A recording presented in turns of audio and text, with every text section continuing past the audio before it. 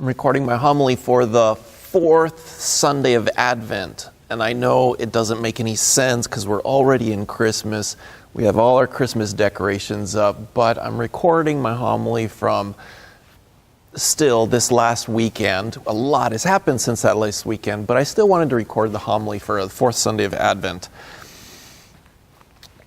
This Sunday of Advent was an example where in one gospel, you have the gospel writer focusing on Mary, which is what we heard, so the Gospel of Luke. The Gospel of Matthew, though, recounts the same set of events, but a little bit differently. Matthew focuses on Joseph. And so Mary in the Gospel is receiving the message from the angel Gabriel, and she's being compelled then to respond to that message. Whereas in the other Gospel, Joseph has a dilemma. He knows what Mary is telling him, but it's so, can he believe it? Is it possible? I mean, it's never happened in the history of humanity where somebody has this immaculate conception. And so, not in reference to Jesus, him being conceived by the Holy Spirit, that's what I meant to say.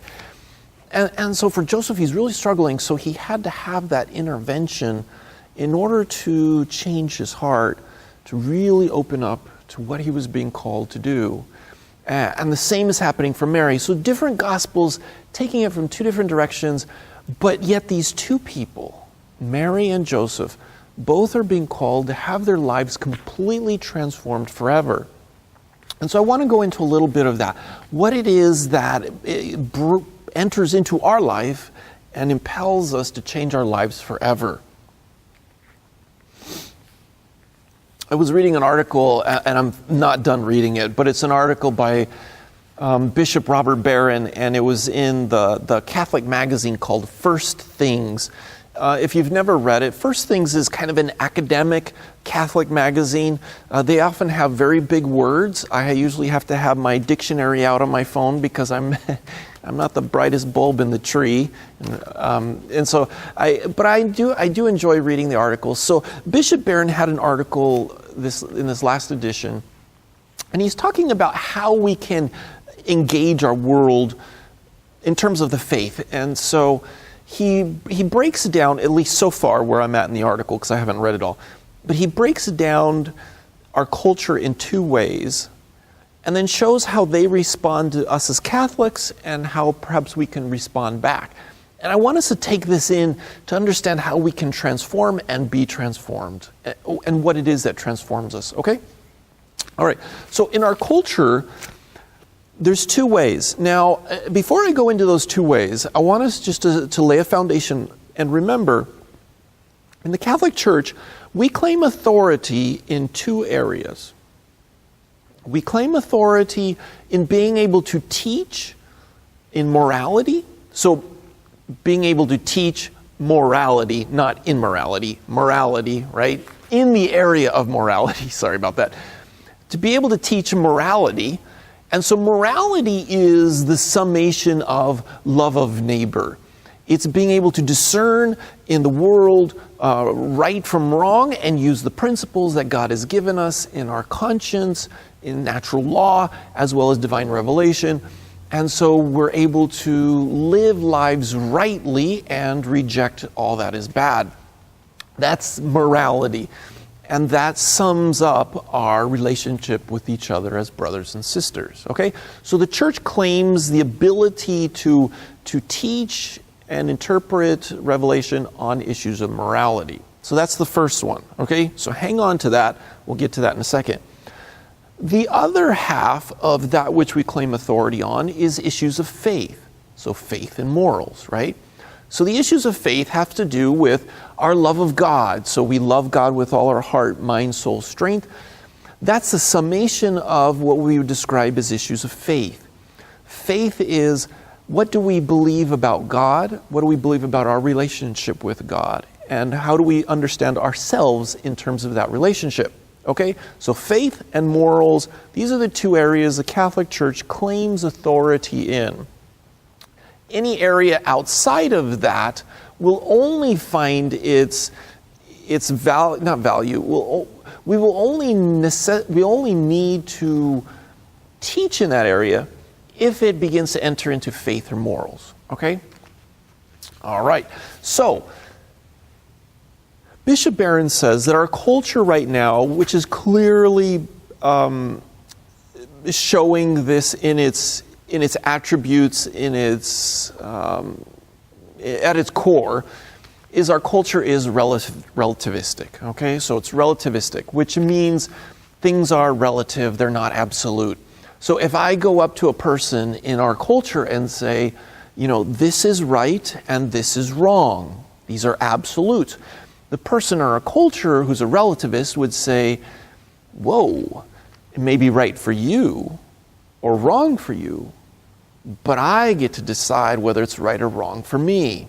So it's relative to each person. Okay, so our culture, and you've probably heard that before, Catholic Church comes out on something, on some moral issue, and the world responds by saying, who are you to decide, right? I get to decide for myself. There's no reference to an outside being. There's no reference to God. There's no reference to anybody else except myself and my own decisions. Okay, so that's relativistic. Now, the issue with that is that then the culture looks at us as Catholics as a threat because we reject relativism. Relativism, all it really does in the end is imprison the person. A person who's a true relativist, they can never truly love another person. They can only love themselves. And the reason for that is because a relativist can't love, and when we remember what is love, love is the ability to desire the greatest good for the other. But I can never know what the greatest good for the other is because I can only know it for myself. And so therefore I become imprisoned in myself. And at some point I stop caring what is good or bad for the other, and I simply say, it's not whatever is good for you is good for you, it's I really don't care, right? Because that's not my place. And so we become absolutely imprisoned in this narcissism. And we see that in our culture all over the place. So that just wanted to give you a sense of that. Now, so relativism is then at its heart going to be attacking the church and its moral teachings. So if you ever felt threatened or attacked, that is the reason, right? Because the culture perceives us as a threat. Okay, so that's half of the equation. The other half, so Bishop Barron would say, is Bishop Barron would say that so there's somebody knocking at the door of the church. That's why I'm getting distracted. All right, I'm going to keep going though. Okay, so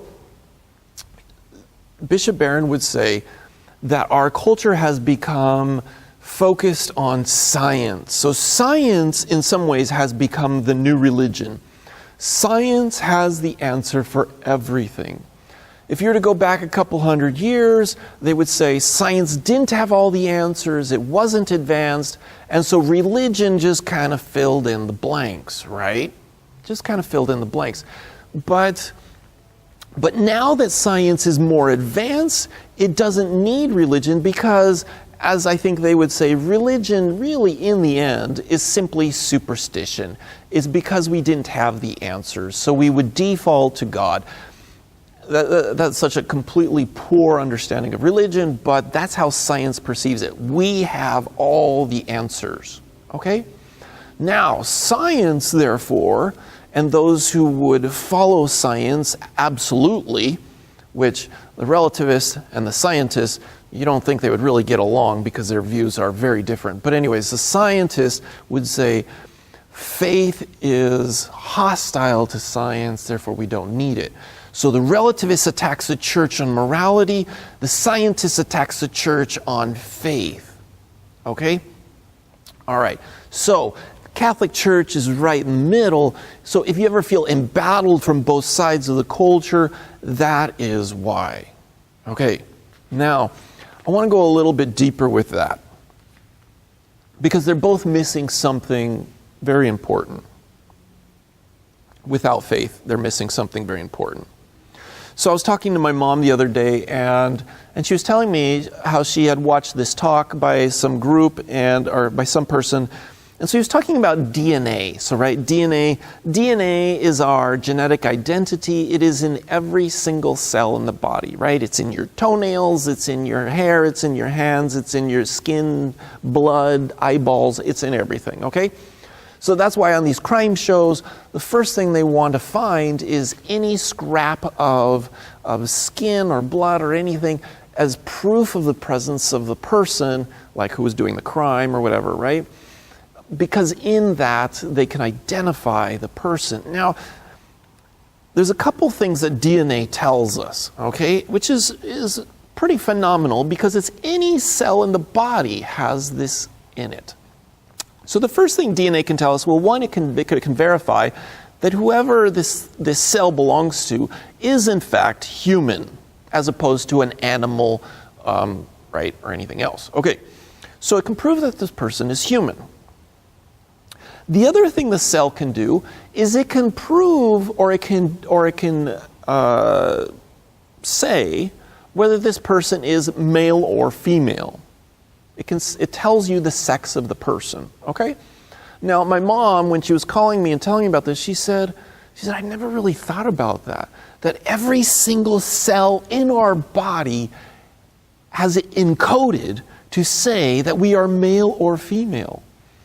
And this is really pretty phenomenal when you think about what's going on in our culture with transgender issues where the person doesn't believe that they're male or female, and yet every single cell in their body says, either I am male or I am female.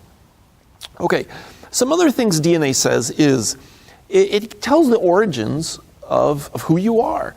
So some people have had those DNA tests done, and it said that that they're from Mexico, or they're Native American, or they're from Northern Europe, or whatever and they can actually specify even more specifically, like Germany or Austria, and sometimes people are surprised because they didn't realize they had some Native American blood, but the DNA, any cell in your body will tell the scientist, if you will, the person who's doing the test, your origins, okay? All right. So obviously the things we're talking about are science, and this is good. There's nothing bad about this at all. Okay, the last thing that I just wanted to mention in terms of DNA is that it can tell you who you're related to. It'll tell you if you're related, to your mom and your dad and your brothers and sisters, and because their genetic identity will demonstrate that. And I don't know the specifics of how it does that, but typically they can do that, right? Okay.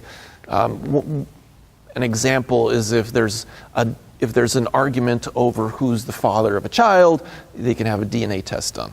Okay. Now, some things that DNA can't tell. It can't tell if the person is at peace in their life. Can't tell that. It can't tell if the person's depressed. It can't tell if the person has found contentment in their life, if they're joyful, or if they're overcome with stress and anxiety, if they're sad, if they're suicidal, if they're full of hate. DNA won't tell you any of that. So there's obviously something more at stake in life than just the science of it. And we know that, right? We know that.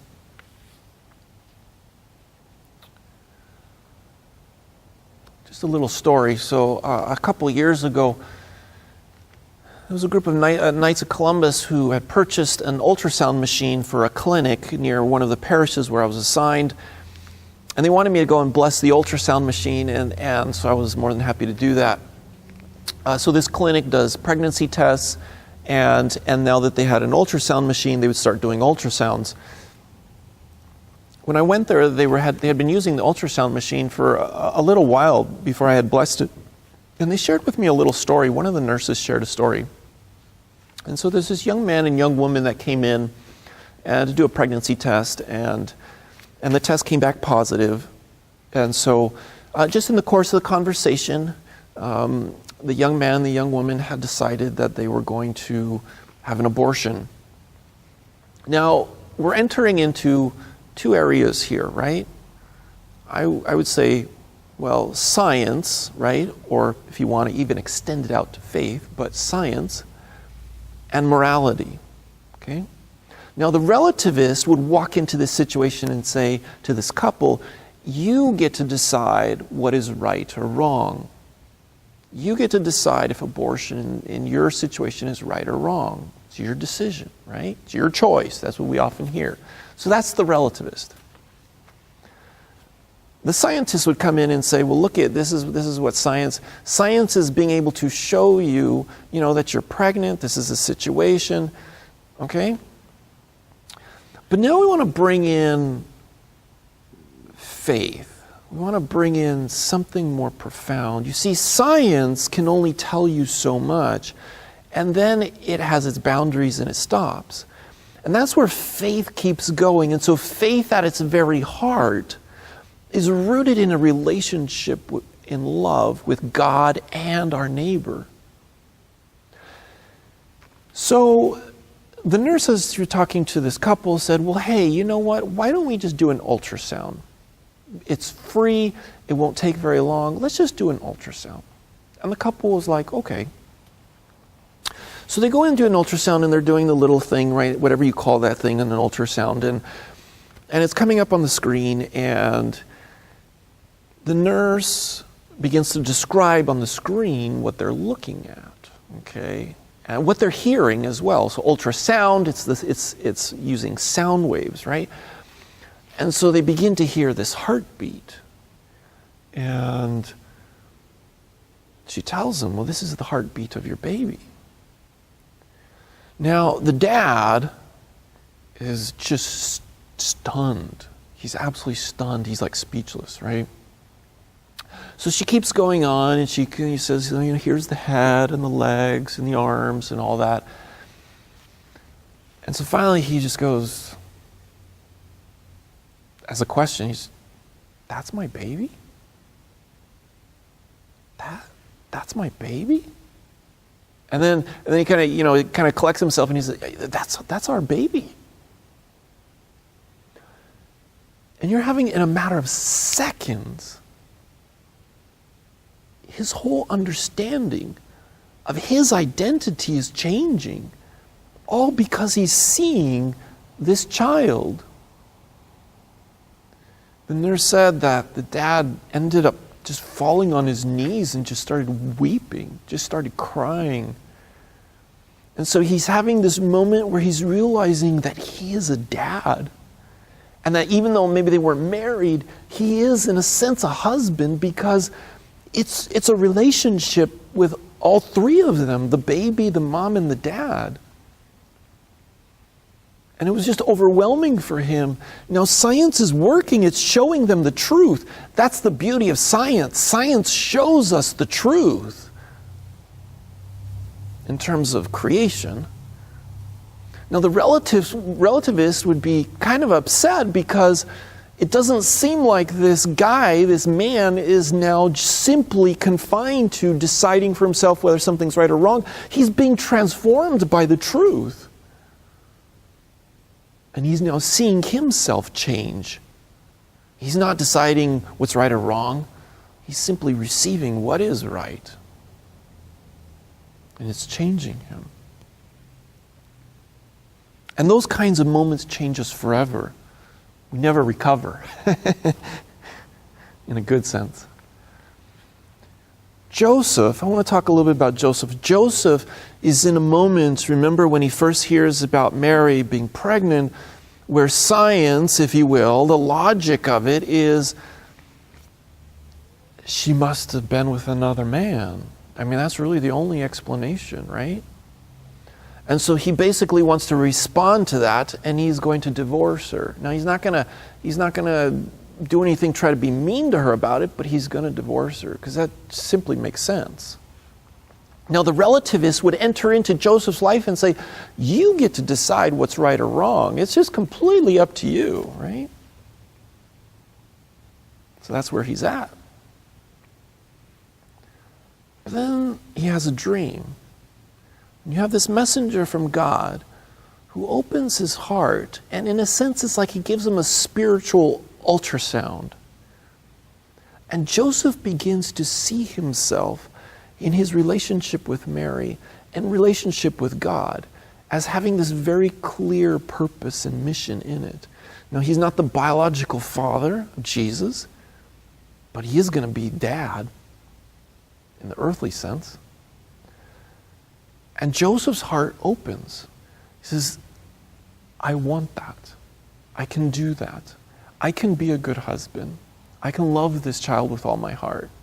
And so Joseph becomes transformed by that dream, by that message he receives.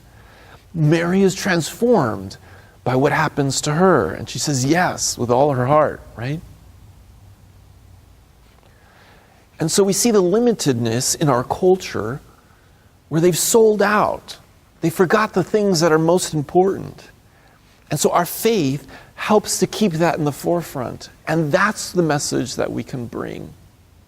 That's what's transformative. All right. God bless. I'm going to record my Christmas homily in about 2 minutes, but it will be, again, focusing on the Christmas Day Mass and the message for that. So God bless you. Take care.